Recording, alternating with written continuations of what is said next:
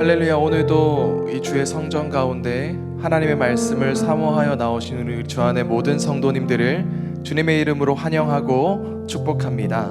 오늘도 우리에게 위로와 도전을 주실 그 말씀을 기대하는 마음 가운데 함께 찬양하며 나아가도록 하겠습니다.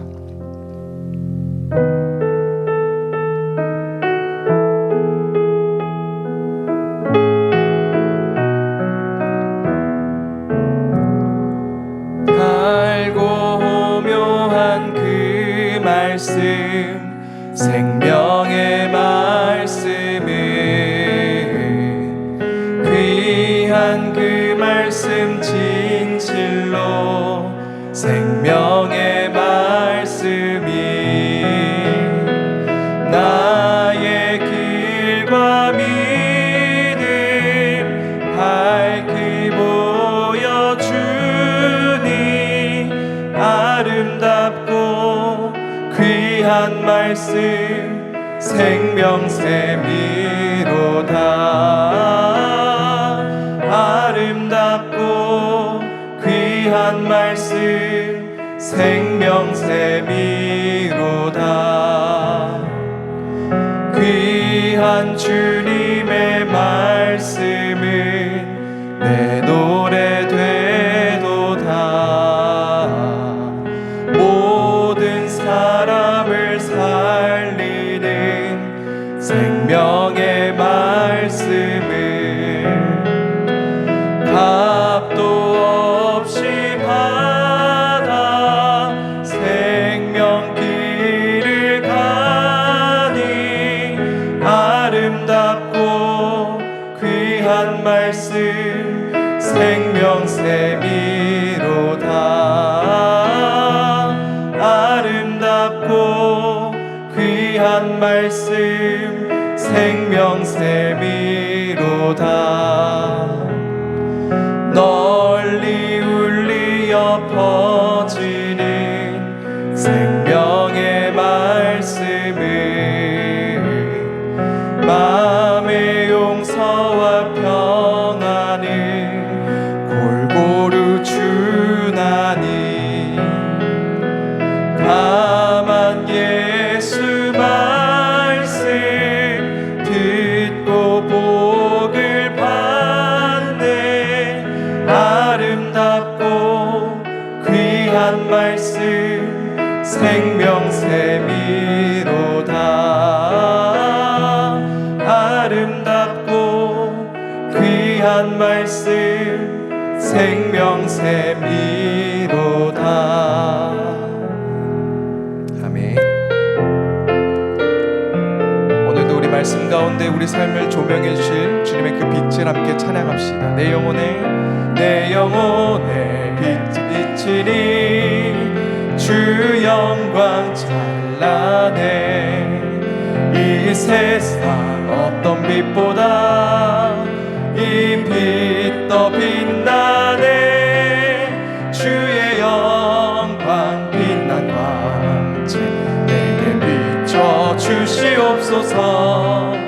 그 밝은 얼굴 배울 때 나의 영혼 기쁘다. 내 영혼에 노래 있으니 주 찬양합니다. 주 귀를 기울이시사 다 듣고 계시네. 주의 영광 빛난 광채 내게 비춰 주시옵소서. 그 밝은 얼굴 배울 때 나의 영혼 기쁘다.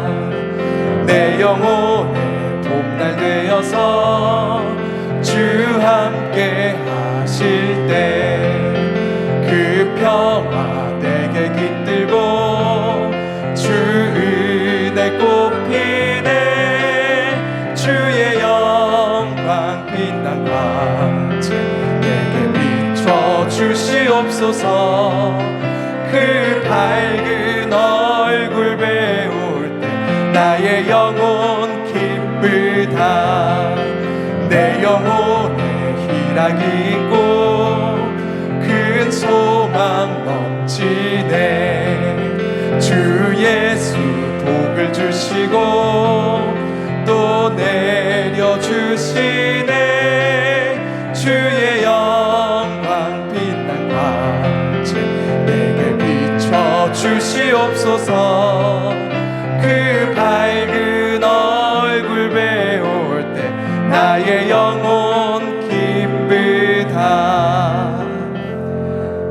이 시간에 함께 기도하실 때 주님, 오늘도 말씀으로 나의 삶을 조명하여 주옵소서. 주님의 찬란한 빛 가운데 살아가게 하여 주옵소서. 또 우리에게 하나님의 말씀을 계시해 주실 이주영 목사님을 위해 마음 모아 기도하며 나가도록 하겠습니다. 기도하겠습니다. 주님, 오늘도 주님의 말씀 가운데, 그 찬란한 빛 가운데 주님 우리에게 함께하여 주옵소서. 주의 말씀 가운데 우리의 삶을 조명해 주시고 하나님의 말씀이 계시되게 하시고 그 말씀이 깨달아 알아지게 되는 복된 시간 되게 하여 주옵소서. 특별히 오늘 하나님의 말씀을 증거하고 또 하나님의 말씀을 풀어주실 이주영 목사님, 그 입술 가운데 주님께서 능력을 더해 주시고 우리 마음 가운데 힘과 능력이 더해지는 살아있는 하나님의 말씀이 선포되어지게 하여 주옵소서.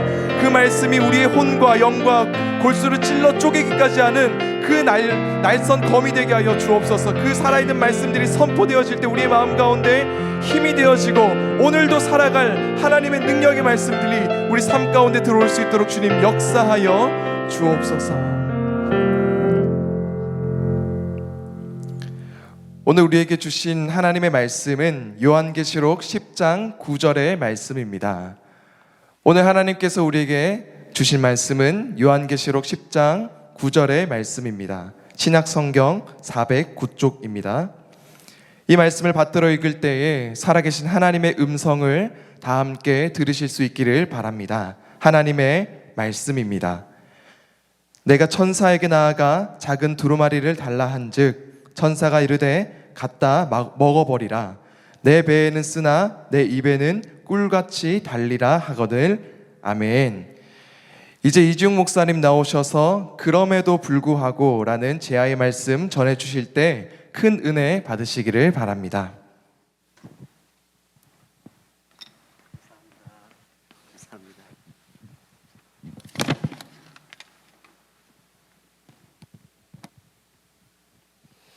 지난밤도 평안하셨죠? 예, 제가 기도해서 시작할게요.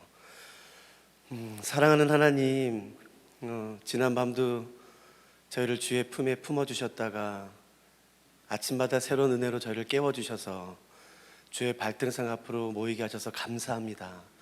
하나님, 우리의 모든 삶이 십자가를 중심으로 이루어질 수 있도록 도와주시고 우리가 늘 주의 발등상 앞에 머무는 삶 살 수 있도록 도와주시옵소서. 하나님, 오늘 저희의 삶의 소원은 오늘도 주와 동행하는 것입니다.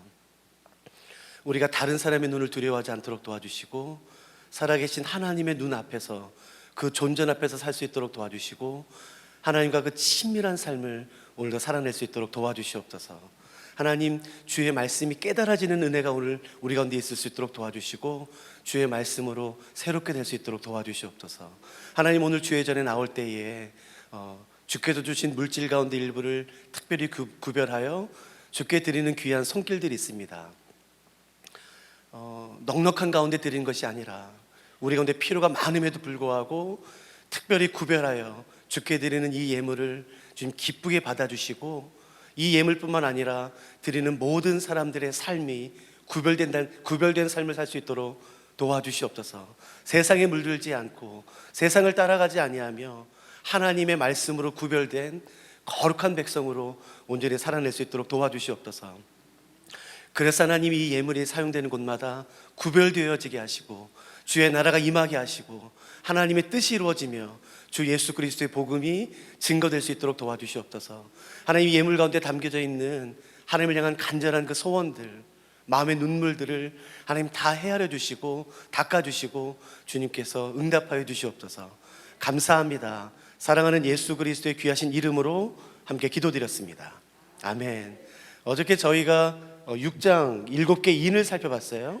요한계시록 가운데 가장 복잡하고 난해한 곳은 6장부터 16장이라고 말씀을 드렸고 6장부터 16장에는 4개의 사이클이 나온다고 말씀을 드렸죠. 첫 번째 사이클은 7개의 인, 두 번째는 7개의 나팔, 세 번째는 7개의 표적, 그다음 네 번째는 7개의 대접이에요. 7개의 인이 의미하는 것은 어저께 저희가 살펴봤듯이 사도 요한 당시 도미티안 박해를 묵시문학적으로 표현한 것이에요. 사실은 첫째 날 저희가 이것을 다뤘으면 좋았겠지만 요한계시록은 한 가지 문학 장르로 되어 있지 않고 세 가지가 섞여 있어요. 그 중에 하나가 묵시문학이라는 것이고, 사실 이것은 반드시 교역자의 도움을 받으셔야만 되는 그런 영역이기도 합니다. 아무튼 이 당시는 박해 시대이기 때문에 어떤 실명이나 어떤 것들을 실제로 문자적으로 표현하기가 굉장히 어려웠죠. 그렇기 때문에 상징이나 비유로 빗대어 말할 필요가 있었습니다. 옛날에 한국은 이걸 익숙하게 알아요. 일제 강점기가 있었기 때문에 그런 묵시문학, 박해문학이 한국은 굉장히 익숙하죠. 요한계시록 묵시문학이기 때문에 정확한 실명을 거론하지 않고 어떤 사건을 빗대어 말하기도 합니다. 오늘 우리가 저녁 때 12장을 살펴볼 텐데 그게 또 대표적이죠. 아무튼 7개의 인이 의미하는 것은 뭐냐면은 사도 요한 당시의 도미티안 박해를 묵시문학적으로 표현한 것이에요. 이 7개의 인, 7개의 나팔, 7777이 반복되는데 사실은 7이라는 숫자는 아무렇게나 나열되지 않고 굉장히 조직적으로 잘 배열되어 있음을 알 수가 있죠. 아무리 성도님들이 성경을 많이 보신다 할지라도 사실 이 부분은 스스로 발견하는 것이 거의 불가능합니다. 그러니까 반드시 이 부분은 여러분이 추석하는 교회에 교역자의 지도를 받으시는 것이 안전합니다. 이 7은 아무렇게나 배열되어 있지 않고 첫 번째 4개의 인이 묶여 있어요. 4개의 인, 4개의 나팔, 1, 2, 3, 4 인이 됐든 나팔이 됐든 첫 4개가 묶여져 있고 그 다음에 2개, 즉 5번째, 6번째 인, 5번째, 6번째 나팔이 묶여져 있어요. 그러니까 모두 1, 2, 3, 4, 5, 6, 7 그냥 쭉 배열되는 게 아니라 첫 번째 4개, 그 다음에 2개, 그 다음에 6번째 인, 6번째 나팔이 끝난 다음에는 어김없이 막간이라는 것이 나와요. 그리고 마지막 7번째, 이렇게 7개가 배열되어 있어요. 이것을 성도님들이 스스로 발견하기는 좀 어렵습니다. 그러니까 반드시 교역자에게 상의를 받으시고요, 요 막간이 있다는 게 중요해요. 이 7개의 인, 7개의 나팔이 진행되는 동안에 중간에 막간이라는 게 들어간다라는 것을 이해하는 것이 굉장히 중요한데, 도대체 막간이 뭔가 쉬워요.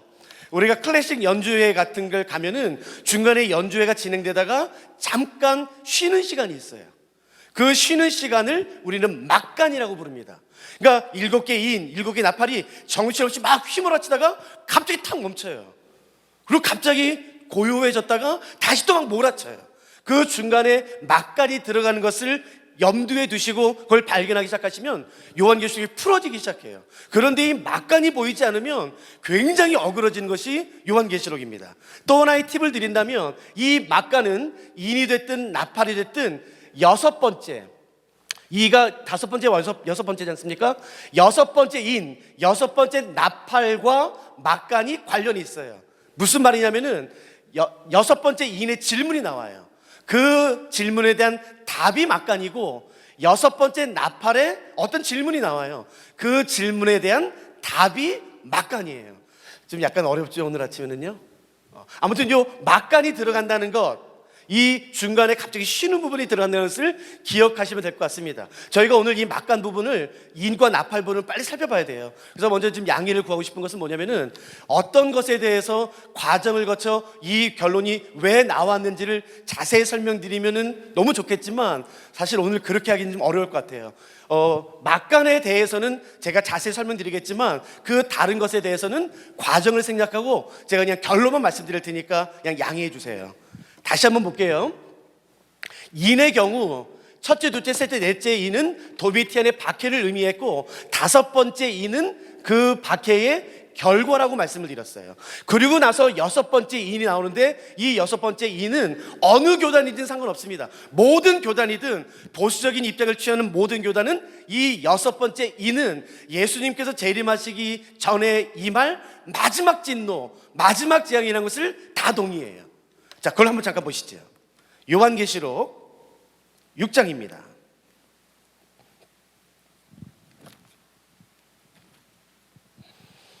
요한계시록 6장 12절이 6번째 인입니다. 제가 읽어볼게요. 내가 보니 여섯째 인을 떼실 때에 큰 지진이 나며 해가 검은 털로 짠 상복같이 검어지고 달은 온통 피같이 되며 하늘에 별들이 무화나무가 대풍에 흔들려 설익은 열매가 떨어지는 것 같이 땅에 떨어지며. 이게 왜 마지막 재앙인가? 사실 그 부분을 설명드리기 위해서는 구약 17권의 선지서를 제가 설명드릴 필요가 있는데 오늘은 거기까지 못할 것 같아요. 아무튼 결론을 말씀드린다면 여섯 번째 인은 도미티안 때를 의미하는 게 아니라 예수 그리스도께서 재림하시기 바로 직전에 있는 제일 마지막 때의 재앙을 의미해요. 제일 마지막 때에. 이건 따라오셨죠? 결론 말씀드려서 죄송합니다만, 자, 그래서 중요한 것은 뭐냐면은 17절이에요 17절에 질문이 나옵니다. 그들의 진노의 큰 날이 이르렀으니 누가 능히 서리요? 라는 질문을 하고 끝이 나요. 예수님께서 재림하시기 바로 직전에 뭐 어떤 이름이 됐든지 간에 인간이 감당할 수 없는 대환란, 큰 진노의 날이 이를 것이라는 것은 성경 여러 곳에서 말하죠. 지금 그걸 말하고 있는 것이에요. 예수님께서 재림하시기 직전에 임하는 그 진노의 큰 날, 그 진노의 큰 날이 이르렀으니 누가 능히 서리요? 마지막 때에 임하는 이 진노의 큰 날에 이 진노를 견뎌낼 자, 버텨낼 자가 있을까요? 없을까요? 이건 질문이에요. 그거에 대한 답이 7장 막간이에요. 이 7장이 막간이거든요. 이 막간은, 다시 말씀드리지만 막간은 여섯 번째 인, 여섯 번째 나팔의 질문에 대한 답으로 주어져요. 그러므로 7장이 무슨 질문에 대한 답인지를 모르면 못 풀어요. 자, 여기까지 따라왔어요. 저희가요. 진노의 큰 날이 이르렀으니 누가 능히 서리요? 그 누구도 감당할 수 없는 여호와 하나님의 그 어마어마한 진노, 엄중한 심판이 이르렀을 때에 그 진노를 피할 자가, 자, 있을까요? 없을까요? 있어요? 하나님이 진노하시는데, 심판하시는데 피할 자가 있나요? 없나요? 그 질문을 염두에 두시고 이제 7장에 넘어가야 됩니다. 그 답이 7장에 주어져요. 7장 1절부터니까 보세요.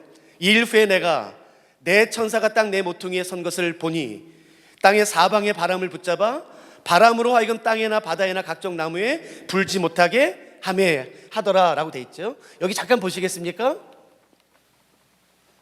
제가 그림으로 설명해 드릴게요. 그림 잘 못 그리니까 웃지 마세요. 이 1절을 그대로 옮겨서 그린다면 땅에 내 모퉁이가 있어요. 땅에 내 모퉁이에 내 천사가 섰대요.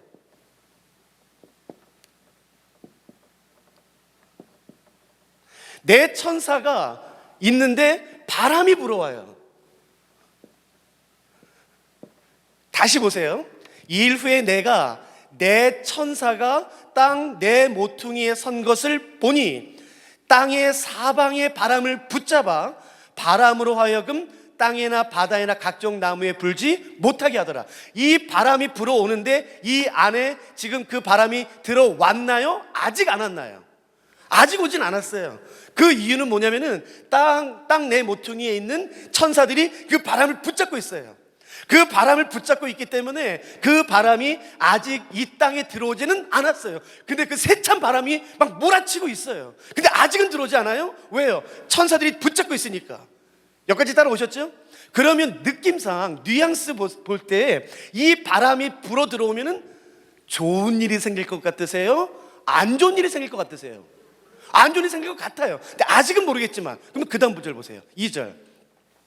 또 봄에 다른 천사가 살아계신 하나님의 인을 가지고 해 돋는 데로부터 올라와서 땅과 바다를 해롭게 할 권세를 받은 내 천사예요. 그러니까 이 바람은 땅과 바다를 해롭게 할 권세예요. 근데 그게 아직 들어오진 않았어요. 왜요? 내 천사가 잡고 있으니까. 그런데 그 또 다른 한 천사, 2절 다시 읽을게요. 또 봄에 다른 천사가 살아계신 하나님의 인을 가지고 해 돋는 데로부터 올라와서 땅과 바다를 해롭게 할 권세를 받은 내 천사를 향하여 큰 소리로 외쳐 이르되 우리가 우리 하나님의 종들의 이마에 인치기까지 땅이나 바다나 나무를 해하지 말라라고 말해요. 자, 여기 보세요. 땅 내 모퉁이가 보여요. 사도 요한이 환상을 봤는데, 근데 내 천사가 땅 내 모퉁이에 있어요. 근데 바람이 내 모퉁이에서 세차게 불어 들어와요. 근데 안 들어와요. 근데 가만히 봤더니 왜 안 들어올까? 네 천사가 그 바람을 꽉 붙잡고 있어요. 들어오지 않게. 근데 갑자기 또 하나의 환상이 보였어요. 여기 또 한 명의 천사가 나타났어요. 근데 이 천사가 네 명의 천사, 그 땅과 바다를 해롭게 할 권세를 받은 이 네 천사를 향해서 크게 외쳐요. 잡아! 안 돼! 꽉 잡아! 그러면 말하겠죠. 언제까지요? 놓칠 것 같아요. 빨리 안 돼! 잡아! 언제까지요? 우리가 하나님의 종들의 이마에 인칠 때까지는 안 돼! 빨리 하세요! 알았어! 그러니까 이 천사들이 가서 지금 뭐라는 거냐면은 하나님의 종들의 이마에 인을 치는 거예요. 그러니까 하나님의 종들의 이마에 인이 다 치어지지 않았다면 이 바람은 불어 들어올까요? 안 들어올까요? 안 들어와요, 여러분. 이건 초등학생도 이해했어요. 제가 초등학생한테도 요한계시 똑같이 가르쳤어요. 이거 다 이해해요. 그러니까 기억하세요. 아무 때나 바람이 들어오는 게 아니에요. 아무 때나 땅을 해롭게 하는 그 권세들이 임하는 게 아니라 이제 하나님의 종들의 이마에 인이 다 치어졌을 때에 그때 비로소 이 땅을 바다를 해롭게 할 바람과 권세가 그때 들어와요. 다 치어지지 않았다면 절대 임하지 않습니다. 여기까지 따라오셨나요? 그러면 도대체 이 환상은 뭘까? 사도 요한만 본 걸까? 아니면 그 이전에 구약 성경의 한 선지자에게도 보여주셨던 것일까요? 보여주셨던 거겠죠? 누구요? 에스겔 9장 보세요. 지금 저희가 좀 시간이 없어서 빨리 가야 될 것 같아요. 에스겔 9장입니다. 도대체 하나님의 종들의 이마에 인친다는 것은 무슨 말인가? 그러므로 자꾸 인친다, 이마에, 그건 666만 생각하시잖아요. 그러지 않아요. 성경에 그런 표현들이 굉장히 많이 나와요. 에스겔 9장을 보세요. 에스겔 9장 4절부터 빨리 제가 읽어드리겠습니다. 에스겔 9장 4절 제가 읽을 테니까 따라와 보세요. 여호와께서 이르시되 너는 예루살렘 성읍 중에 순행하여 그 가운데에서 행하는, 이 표현을 잘 보셔야 돼요. 모든 가증한 일로 말미암아 탄식하며 우는 자의 이마에 표를 그리라. 가증한 일을 하는 사람, 죄를 범하는 사람의 이마에 표를 그리는 게 아니라 가증한 일을 하는 것으로 말미암아 그것을 보고 저러면 안 되는데, 그러면서 안타까워 탄식하여 우는 자의 이마에 표를 그리는 거예요. 정확히 보셔야 돼요. 다시 한번 읽을게요. 여호와께서 이르시되 너는 예루살렘 성읍 중에 순행하여 그 가운데서 행하는 모든 가증한 일로 말미암아 탄식하며 우는 자의 이마에 표를 그리라. 그들에게 대하여 내 귀에 이르시되 너희는 그를 따라 성읍 중에 다니며 불쌍히 여기지 말며 국유를 베풀지 말고 쳐서 늙은 자와 젊은 자와 처녀와 어린이와 여자를 다 죽이되, 이 다음이 중요해요. 이마에 표 있는 자에게는 가까이 하지 말라. 그러므로 이 재앙은 이마에 표가 있는 사람에게는 임하나요, 안 임하나요? 따라오고 계세요? 하나님께서 말씀하세요. 너는 지금 빨리 사람들의 표에 이마에 인을 쳐. 누구에게요? 가증한 일을 하는 사람이 아니라 가증한 일을 하는 사람들을 보고 저러면 안 되는데 탄식하며 우는 사람의 이마에 표를 그려라. 그리고 다 죽여라. 그러나 그 재앙은 이마에 표가 있다면 그 사람에 임하지 말도록 해라 라는 말씀이에요. 그러므로 이 재앙은 이마에 표가 있는 사람에게 임하나요, 임하지 않나요? 임하지 않아요. 그건 에스겔서부터 이미 계속 구약에서부터 말해왔던 거예요. 두 번째, 그럼 도대체 이마에 표를 그린다는 것은 무슨 말인가? 쉬워요. 이스라엘은 농경 문화가 아니라 목축, 유목 문화예요. 양을 치고 염소를 돌보는. 어저께도 제가 잠깐 말씀을 드렸지만 이스라엘은 집집마다 양과 염소를 키우는 것이 좀 이렇게 부족한 공간 때문에 마을 단위로 우리를 만든다고 말씀을 드렸죠. 그러니까 마을마다 가면은 커다란 우리가 있고 거기에 200마리, 300마리의 양과 염소가 있어요. 근데 그것은 한 사람께 아니라 여러 사람께 섞여 있다고 말씀을 드렸죠. 그러므로 이스라엘 사람들이 하는 것은 뭐냐면은 그 우리에 있는 양에 이건 내 양이야 라는 표시를 해요. 어떻게 표시하나요? 쉽죠. 대관령에 가셔도 우리가 쉽게 볼 수가 있어요. 그 집안의 문장을 인으로 새겨요. 이마나 요 목이나 어깨 부분에 저는 이시니까 L자를 새겼죠. 그러니까 어떤 인이 표시되어 있냐는 것은 이 양이 누구에게 속해 있냐는 것을 의미하는 것이에요. 만일에 L자가 그 양에게 있다면 이것은 저에게 속한 것이겠죠. 만일에 C자가 있다면 이것은 어떤 사람에게 속한 것이겠죠. 내 양이 아니란 것이에요. 나에게 속하지 않았다는 의미예요. 그러므로 하나님의 인이 인쳐졌다는 것은 뭐냐면은 문자적 의미가 아니라 내가 누구에게 속했는가라는 의미가 되는 것입니다. 이해되시겠어요? 그 하나님의 인이 인쳐진 사람들에게는 이 재앙이 임하지 않아요. 자, 다시 한번 이 이해를 가지고 요한계시록으로 오겠습니다. 요한계시록 7장. 내 모퉁이에 내 천사가 서 있어요. 땅과 바다를 해롭게 할 권세를 가진 이 내 천사가 이 안으로 들어오는 해롭게 할 권세가 임하지 않도록 잡고 있어요. 그때 한 천사가 나타나서 말하죠. 우리가 하나님의 종들의 이마에 인을 칠 때까지는 이거 꽉 잡아라. 절대 불어오지 못하도록 해라. 예, 빨리 하세요. 지금 놓칠 것 같아요. 안 돼. 이거 영화로 만들면 재밌지 않겠습니까? 안 돼. 알았어요. 빨리. 그래서 이 천사들이 지금 하나님의 종들의 이마에 인을 치겠지요. 그 인이 다 치어지기 전까지는 절대 바람이 임하지 않아요.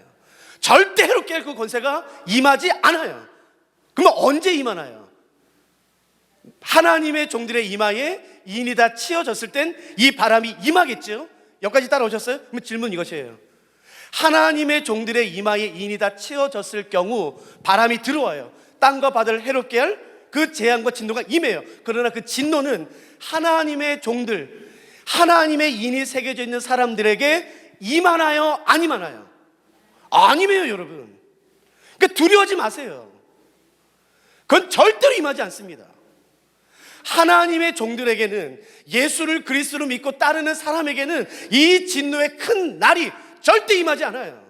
그것이 성경에서 반복해서 하는 말이에요. 그런데 자꾸 이상하게 사람들을 두렵게 하는 사람이 있어요. 너 큰일 난다. 아니요, 걱정하지 마세요. 중요한 것은 재앙이 임했냐 임하지 않았냐가 중요하지 않아요. 왜냐하면 내 안에 하나님의 인치심이 있다면 그 재앙은, 그 진도는 절대로 주의 백성에게 임하지 않아요. 그것이 요한계시록에서 말하는 것이에요. 그러니까 두려워하지 마세요. 그러면 도대체 하나님의 인이 쳐졌다? 그건 뭘까? 잠깐만 한번 짧게 볼까요? 요한계시록 14장 1절이에요. 이건 아마 저희가 내일 새벽 때 저희가 좀 살펴볼 수 있을 것 같은데요. 요한계시록 14장 1절 보세요. 제가 빨리 읽어볼게요. 또 내가 보니 보라, 어린 양은 예수 그리스도라고 말씀을 드렸죠. 어린 양이 시온산에 섰고 그와 함께 14만 4천, 그 유명한 14만 4천이 여기서 나와. 이건 저희가 내일 조금만 더 풀어볼게요. 이 14만 4천은 다시 결론을 말씀드린다면 구원받은 하나님의 백성을 의미해요. 그 구원받은 하나님의 백성의 모습을 보세요. 어린 양이 시온산에 섰고 그와 함께 14만 4천이 서 있는데 그들의 이마에는, 잘 보세요, 어린 양의 이름과 그 아버지의 이름을 쓴 것이 있더라. 구원받은 자의 모습은 어떤가요? 그 이마에 어린 양의 이름과 아버지의 이름이 있는 게 특징이에요. 그러므로 14만 4천을 문자적으로 해석한다면 신천지처럼 반드시 구원받은 사람의 이마에는 이름이 새겨져 있어야 돼요. 이제 14만 4천이 얼마 남지 않았습니다. 당신이 얼마 남지 않은 그 14만 4천입니다 라고 이 14만 4천을 문자적으로 푼다면, 누가 와서 여러분에게 그렇게 말한다면 여러분 대꾸하지 말고 한마디만 하세요. 네 이마 까봐라. 그래서 네 이마에 어린 양 예수 이름이 있으면 이건 맞아요. 여러분, 같은 구절에서 어떤 것은 문자적으로, 어떤 것은 상징으로 그렇게 해석하는 게 어디 있어요? 그건 바보죠.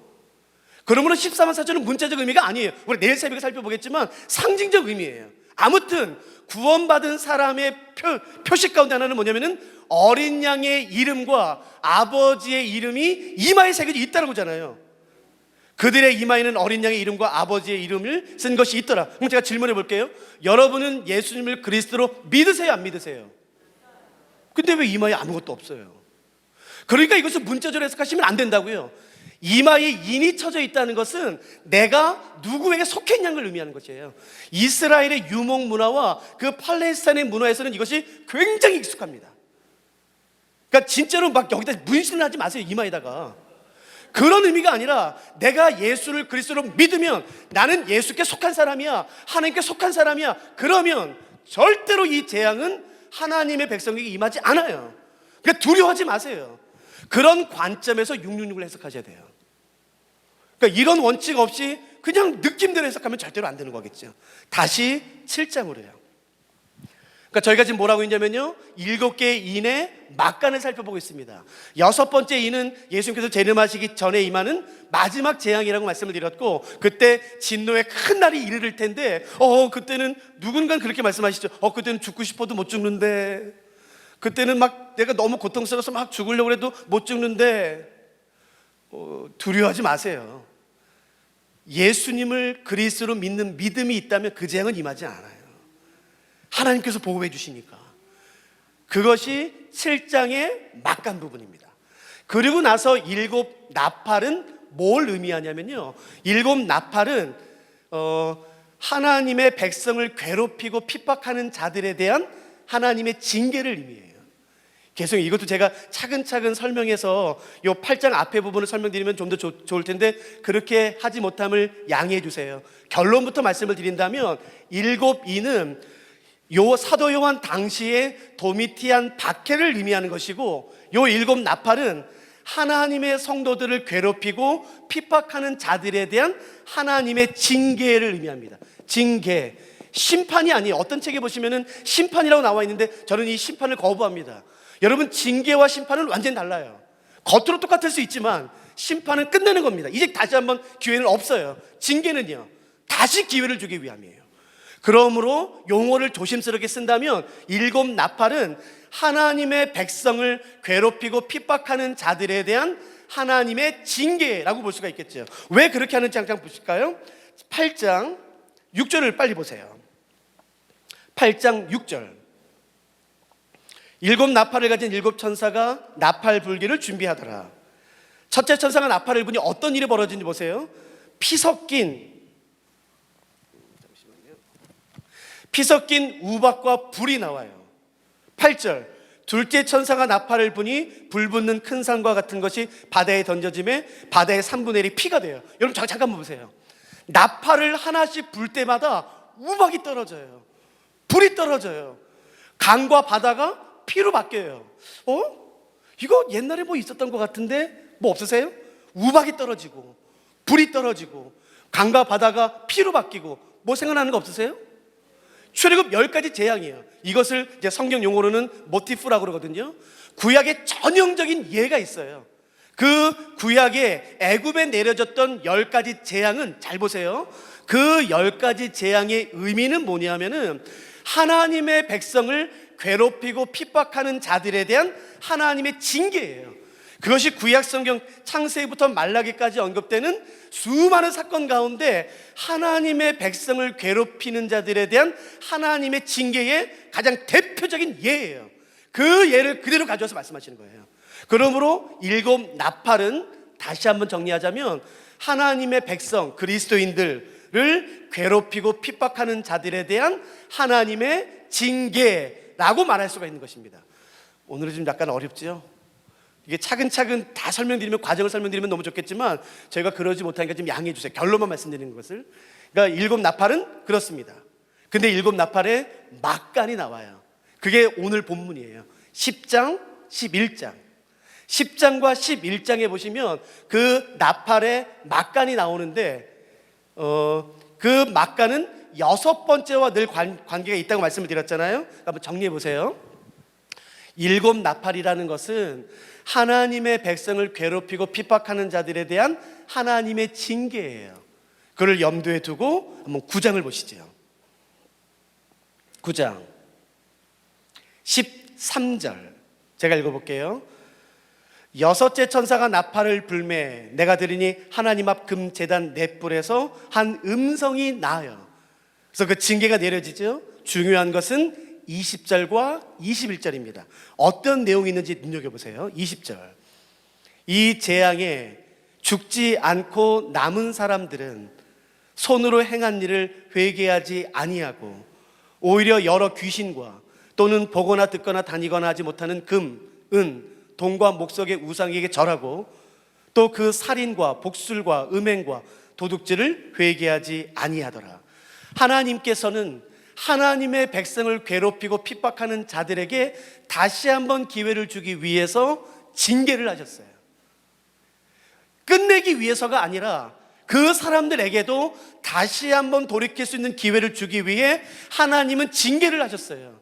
그러나 징계한다 할지라도 그 하나님을 대적하고 하나님의 백성을 괴롭히고 핍박하던 자들은 돌아오지 않아요. 회개하지 않아요. 아니 오히려 더 핍박해요. 더 괴롭혀요. 더 죽여요. 더 우상숭배해요. 더 음란해져요. 더 욕심 가운데 더 많은 죄를 범하고 하나님을 대적해요. 자, 잘 들으셔야 돼요. 하나님께서는 하나님의 백성을 괴롭히고 핍박하는 자들도 돌아올 수 있도록 징계를 하세요. 깨달아 돌아올 수 있도록. 그러나 아무리 하나님께서 징계하신다 할지라도 그들은 돌이키지 않아요. 여전히 우상 숭배해요. 여전히 하나님의 백성을 비아냥거리고 조롱하고 핍박해요. 여전히 음란해요. 여전히 죄를 범하고 하나님을 대적해요. 회개하지 않아요. 그러면 그때 교회 갈 일은 뭘까요?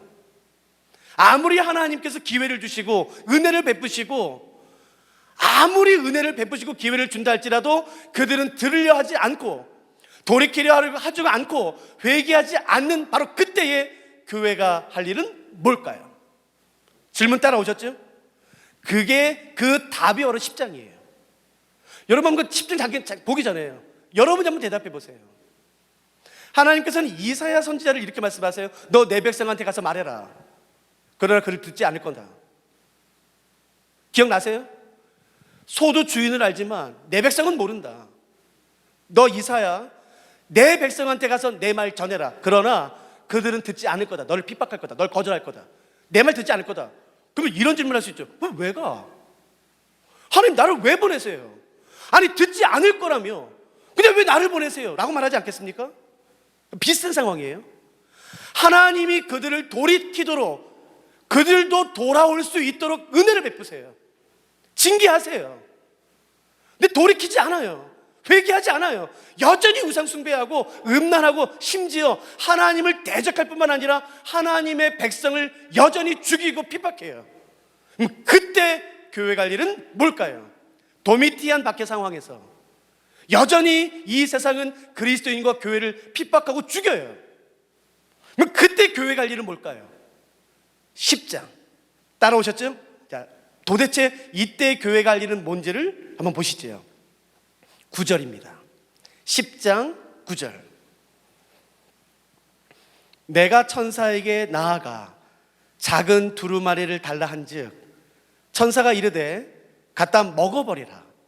내 배에는 쓰나 내 입에는 꿀같이 달리라 하거늘. 두루마리를 먹으래요. 하나님의 말씀이 적혀져 있는 그 두루마리를 먹으래요. 그게 도대체 무슨 말이에요?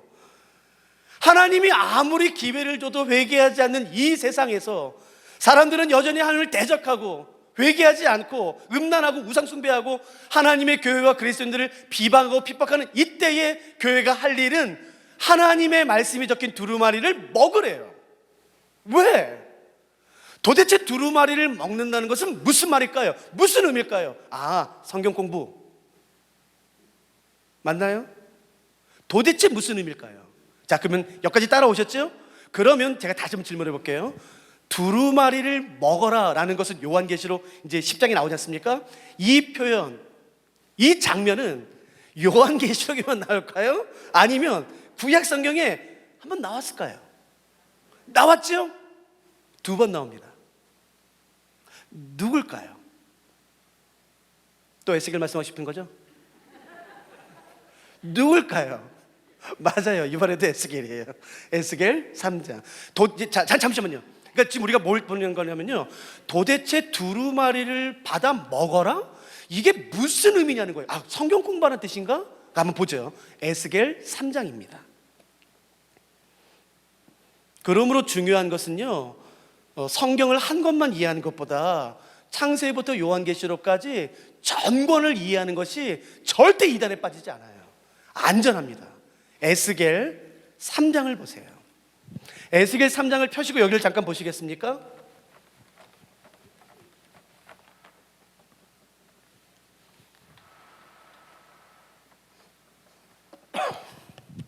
에스겔 2장 9절부터 10절은 우리가 어저께 살펴봤던 거예요. 에스겔 2장 9절, 두루마리 안팎에 글이 써져 있는 그 두루마리예요. 이것은 요한계시록 5장과 관련이 있었습니다. 여기 잠깐 보세요. 에스겔 2장 9절부터 10절은 요한계시록 5장과 관련이 있었어요. 같은 거예요. 그러나 뭐가 다르냐면요, 요한계시록에는 두루마리에 적혀있는 글의 내용이 나오지 않고 에스겔서에는 나와요. 또 다른 점은 뭐냐면은 요한계시록은 그 두루마리가 인으로 봉해져 있는데 인이 하나씩 떼어질 때마다 이 땅 가운데 어떤 일이 일어나는지를 자세히 기록하고 묘사한 반면 에스겔 선지자는 그것을 그냥 한꺼번에 요약해서 두 절로 요약했어요. 그렇기 때문에 이 말을 자세히 이해하기 위해서는 함께 요한계시록 5장, 6장, 7장을 보실 필요가 있지요. 근데 우리가 지금 어디를 보냐면은 에스겔 3장 1절이에요. 이 3장 1절은 요한계시록 10장과 연관이 되어 있습니다. 그러므로 여기 잠깐 보세요. 에스겔 2장 9절부터 10절은 요한계시록 5, 6, 7, 8, 9장과 연결되어 있음을 알 수가 있죠. 그리고 에스겔 3장 1절은 이제 우리가 지금 살펴보고 있는 요한계시록 10장과 연결이 됩니다. 어떻게 되는지 한번 보시죠. 3장 1절 말씀을 읽어볼 테니까 도대체 두루마리를 먹는다는 게 무슨 의미인지 한번 보시죠. 또 그가 내게 이르시되 인자야, 너는 발견한 것을 먹으라. 너는 이 두루마리를 먹고, 그렇죠? 그 답이 중요해요. 먹고 가서 이스라엘 족속에게 말하라라는 것이에요. 그러니까 두루마리를 먹는 목적은 배부르기 위함인가요? 아니에요.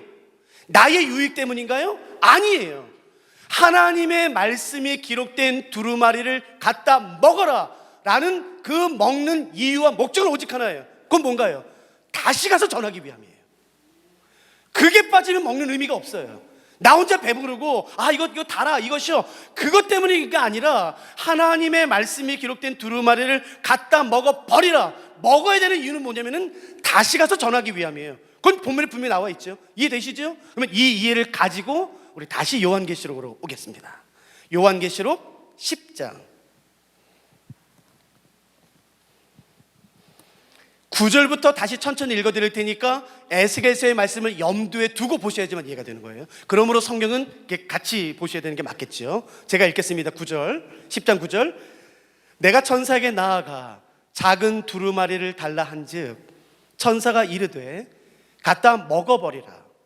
내 배에는 쓰나 내 입에는 꿀같이 달리라 하거늘 내가 천사의 손에서 작은 두루마리를 갖다 먹어버리니 내 입에는 꿀같이 다나 먹은 후에 내 배에서는 쓰게 되더라. 11절이 중요합니다. 그가 내게 말하기를 내가 많은 백성과 나라와 방언과 임금에게 뭐 하라고요? 다시 예언하여야 하리라. 하나님께서 사도 요한과 교회에게 그런 박해 상황에서 다시 두루마리를 먹으래요. 하나님 말씀을 먹으래. 그 이유는 뭔가요? 다시 가서 전하기 위함이에요. 그러면 이런 말 할 수 있죠. 하나님, 저 사람들은 안 듣습니다. 저 사람들은 하나님이 기회 줘도 절대 돌이키지 않습니다. 여전히 음란하고 하나님 비아냥거리고 대적하고 교회 핍박하고 그리스도들 대적하는 사람들 아닙니까? 근데 왜 가야 합니까? 아니요, 그건 우리에게 주어진 게 아니에요. 이럴 때 해야 하는 일은, 교회에게 주어진 사명은 뭐냐면은 다시 하나님의 말씀을 먹고 가서 전하는 것이에요. 그러므로 이런 사경회와 이런 말씀 잔치의 목적은 오직 하나예요. 내가 배부르기 위함이 아니에요. 다시 가서 세상에 예수 그리스도의 귀한 복음을 증거하는 데까지 가야 되는 것이에요. 그게 교회에게 주어진 사명입니다. 그 사명을 잃어버린다면 교회는 더 이상 존재할 이유가 없는 것이에요. 그래, 여기 가면 복음이 잘 증거될 거야, 그럼 거기서 전하고, 여기는 잘 안 돼, 그럼 빠지겠습니까? 아니요, 그거는 교회에게 주어진 사명이 아닌 것이에요. 말도 안 되는 처참하고 모든 것이 사방에 막혀 있는 것 같은, 여러분, 우리의 삶이 아무리 힘들어도 이 당시 2000년 전 도미티안 박해 상황 같지는 않아요. 아무리 힘들어도 그 도미티안 박해 상황 가운데 내가 그리스도인이라는 말을 입번끝만 하면은 잡혀가서 처참한 죽임과 부끄러움과 수치와 모욕을 당하는 그 상황에서도 하나님 참 못됐죠. 하나님 너무한 거 아니에요? 이때 교회 갈 일은 이거라고 말씀하세요. 너 요한아, 내 백성 그리스도인들아 와라, 다시 먹어라, 그리고 다시 가서 말하라는 거지. 여러분, 누가 오늘 이 말씀에 헌신하시겠습니까? 저 사람은 죽어도 안 들어. 그걸 왜 내가 판단합니까? 그 사람을 살리고 죽이고 구원하는 모든 권한은 나에게 있는 게 아니에요. 구원하심은 보좌에 계신 하나님과 어린 양에게만 있는 것이에요. 우리는 그냥 가서 전할 뿐이죠. 내가 판단하지 마세요. 내가 결정하지 마세요. 내가 결론 짓지 마세요. 여러분, 근데 복음 증거할 때는 조심하셔야 됩니다. 어쩌면 그 사람에게는 그 복음을 듣고 돌이킬 수 있는 마지막 기회인지 몰라요. 일평생의 마지막 기회인지 모르는데 그냥 아무렇게나 해서 불신전당, 예수 전당, 불신전, 그렇게 한마디 하시면 안 돼요. 막 책망하듯이. 그렇게 하지 마세요. 복음은 얼마나 소중한 건지 몰라요. 그 사람 일생의 마지막 기회일 수 있는 그 순간에 나의 온 힘을 다해서 복음을 증거하고 싶은 것이에요. 그러니까 여러분, 분명해요. 분명해.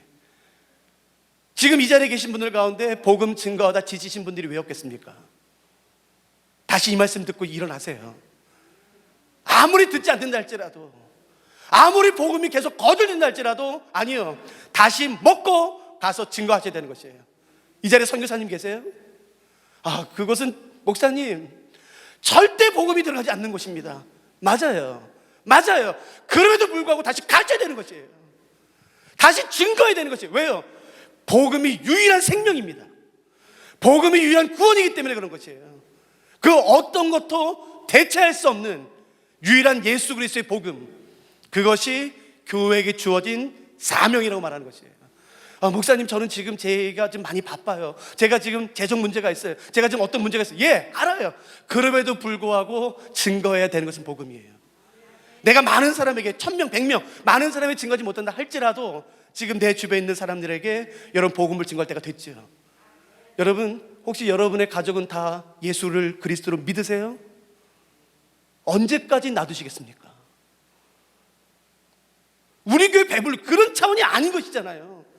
정말로 예수 안에 생명이 있다면 그 복음을 전해야죠. 어느 순간부터 세련된 복음이 중요합니까? 그게 어디 있습니까? 복음은 생명이죠. 오늘부터 기도하세요. 작정하세요. 하나님, 내가 저 사람에게 복음을 증거할 때에 주의 성령이 임하게 하시고 마음이 열려지게 하셔 주셨고, 나에게 주신, 아마 우리 중에도 그런 분 계시지 않을까요? 목사님, 사람들이 말하기를 죽었다 깨나도 나 같은 거는 예수 안 믿는다고 했습니다. 반드시 있습니다, 여기. 근데 여기 계시잖아요. 내가 변화됐으면 다른 사람도 변화되는 것이에요. 그 말을 누가 했는지 아세요? 사도 바울이 했습니다. 사도 바울.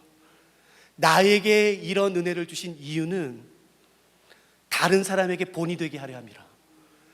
내가 박해자였고 폭행자였고 비방자였는데 나에게까지 주의 은혜가 임하여 내가 변화된 것은 모든 사람이 다 가능하다는 것을 보여주기 위함이에요. 그러니까 여러분, 다시 한번 오늘 이 말씀을 기억하세요. 할 수만 있다면 오늘 내가 만나는 사람에게 예수 그리스도의 복음을 증거하세요. 주한장로교에 오면 좋겠지만 꼭 그럴 필요는 없잖아요. 그분이 가까운 교회에 출석하실 수 있도록, 그리고 예수를 그리스도로 믿어 우리에게 주어진 이 영생이, 생명이, 소망이 그분에게도 주어질 수 있도록, 그것이 환난과 인간이 감당할 수 없는 극한 죽음의 공포 상황에서도 교회에게 주어진 사명이라고 예수님 말씀하시는 거예요. 우리가 오늘 그런 삶 살면 좋겠어요. 우리 같이 찬양하고 오늘 마치실까요? 내일 아침에는, 오늘 저녁에는 저희가 사실 원래 계획은 오늘까지였잖아요. 근데 저희가 2번 더 하기 때문에 13장 이후에는 제가 사실 한 가지를 더 말씀드려야 돼요. 그래서 오늘 저녁에는 그 숫자에 대한 상징이 있어요. 숫자를 어떻게 해석해야 되나, 그 부분과 12장, 정말 중요한 그 12장 같이 나누고, 그것에 기반해서 이제 내일 새벽에는 13장 666을 내일 풀고, 그 다음에 금요일 저녁에는 20장의 그 마지막 하나님 나라 부분을 풀면 될 것 같습니다. 우리 같이 찬양하고 기도하고 오늘 예배 마치고 싶습니다. 같이 찬양하시죠.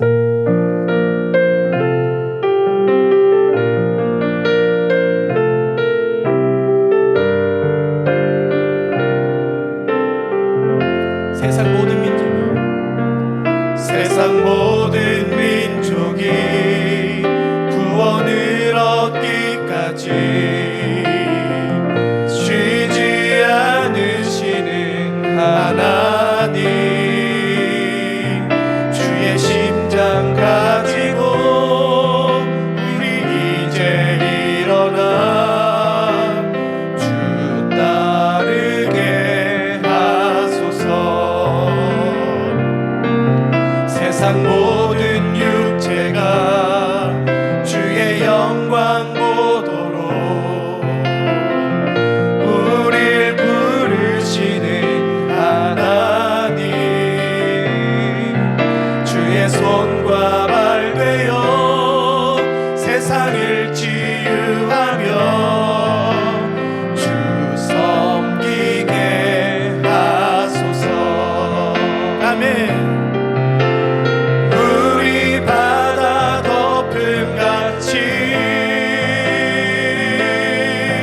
여호와의 영광을 인정하는 것이 온 세상 가득하리라. 우리 바다 덮음 같이, 우리 바다 덮음 같이, 우리 바다 덮음. 우리 처음부터 다시 한번 찬양하십시다. 세상 모든 민족이, 세상 모든 민족 구원을 얻기까지, 구원을 얻기까지 쉬지 않으시는 하나님, 주의 심장 가지고 우리 이제 일어나 주 따르게 하소서. 세상 모든 육체가 주의 영광 보도록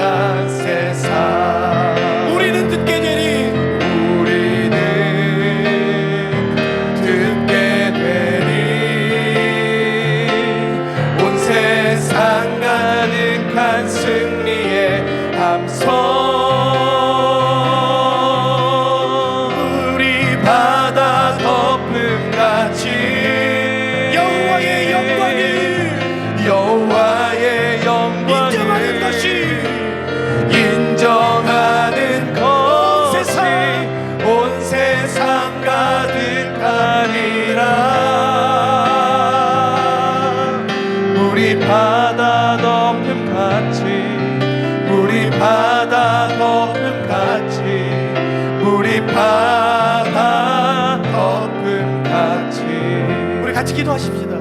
하나님, 우리에게 이 복음을 먼저 주셔서 감사합니다. 이것을 우리만 갖지 않도록 도와주시고 많은 사람들에게 나눌 수 있도록 도와주시고 우리와 함께 하나님을 찬양하며 하나님을 예배하며 예수 그리스도 안에 생명과 소망을 발견하는 그런 놀라운 날을 속히 허락해 주옵소서. 우리 대한민국에 다시 한번 풍을 허락해 주시옵시고 성령의 불로 새롭게 해주시옵시며 말씀으로 다시 한번 일어나는 대한민국 되게 해달라고 우리 다 같이 기도하시겠습니다. 기도합시다. 예 주님, 다시 한번 허락하여 주시옵소서. 하나님, 다시 한번 주의 말씀으로 새롭게 해주시옵소서. 하나님, 주님을 말씀하시고 주님을 같이 시간을 받지 않도록 도와주시옵소서. 만물 가운데 역전하기를 간절히 원하오니 하나님 아버지 역사하여 주시옵소서. 하나님 주의 아버지 주님께서 이 마지막 때 하나님 우리에게 맡기신 이 복음과 복음의 전파의 사명을 충만하게 감당하기에 부족함이 없는 능력과 은사 당신에게 부어주시며 하나님 그 능력으로 하나님 앞에 나가 기도하는 저희들 모두 다 되어주시고 아버지 하나님 역사하여 주옵소서. 성령의 놀라우신 은혜로 하나님께서 우리를 충만케 하여 주시며 더 주님을 향하여 기도하게. 사랑하는 하나님, 어떻게 이런 놀라운 일을 행하셨는지, 하나님이 사랑하는 곳에 이 귀한 땅에 사랑하는 주한 장로교회를 세워주셔서 감사합니다. 사람의 뜻이 아니라 삼일째 하나님의 놀라운 계획이었고 섭리여서 감사합니다. 예수 그리스도께서 머리가 되신 그 몸된 교회를 이곳에 세워주셔서 감사합니다. 그리고 수많은 사람들에게 복음이 증거되게 하시고 예수를 그리스도로 믿게 하여 주시며 놀라운 변화와 회복이 있도록 지금까지 사용해 주셔서 감사합니다. 하나님, 더 사용해 주시옵소서. 더 예수 그리스도의 복음으로, 그 피 묻은 복음으로 우리의 모든 삶이 다시 한번 젖게 하시고 충만해지게 하셔서 교회를 이 땅에 세우신 그 예수 그리스도의 목적과 삼일째 하나님의 그 소원이 사랑하는 주한 장로교회를 통해 온전히 이루어질 수 있도록 도와주시옵소서. 주의 나라가 임하옵시며 주의 영광이 임하옵시며 하나님의 뜻이 하늘에서 이루어진 것처럼 이 땅 가운데 이루어지는데 사랑하는 교회가 세워질 수, 사용될 수 있도록 도와주시며 우리 개인의 삶도 그렇게 사용될 수 있도록 도와주시옵소서. 하나님이 오늘 우리에게 주신 이 생명이 결코 우연이 아님을 믿습니다. 그 주신 목적에 합당한 삶을 살 수 있도록 도와주시고 사람의 눈을 피하여 사람의 눈을 속이는 삶이 아니라 살아계신 하나님의 존전 앞에 사는 코람데오의 그 삶을 우리가 오늘도 살다가 우리 저녁에 다시 모여 함께 말씀 나누고 함께 예배 드릴 수 있도록 도와주시옵소서. 감사합니다. 사랑하는 예수 그리스도의 귀하신 이름으로 함께 기도드렸습니다. 아멘. 개인적으로 더 기도하시다 돌아가시기 바랍니다.